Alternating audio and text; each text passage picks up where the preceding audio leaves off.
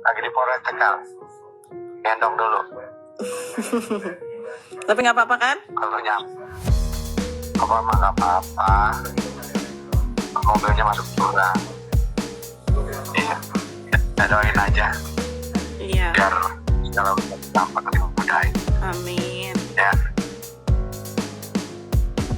Mata berkaca-kaca, Pak orang linglung. Begitulah kondisi Romiani. Sopir bus masuk jurang di Tegal saat video call dengan putrinya.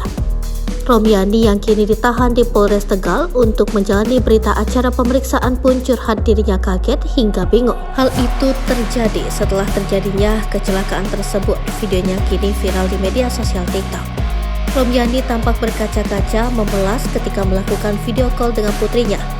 Kepada putrinya, Romiani mengaku berada di Polres Tegal sedang melakukan BAP pada Minggu 7 Mei 2023 di Lasir Tribun, Jakarta. Ya lagi di BAP tadi.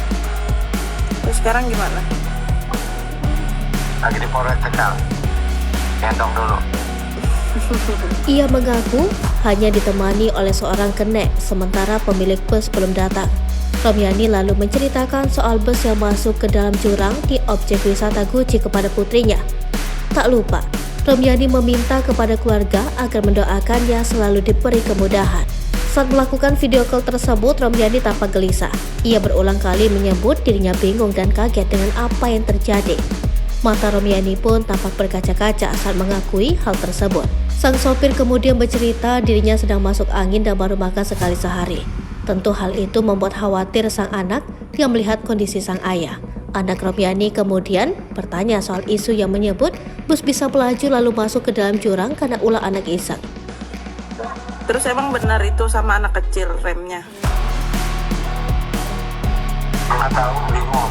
Orang kalian. Emang nggak ada saksi, Pak? Hah? Nggak ada saksinya? Ada. Kan di rumah sakit semua. Anak tersebut dikabarkan memainkan tuas rem tangan bus. Romiani mengaku tak mengetahui pasti hal tersebut.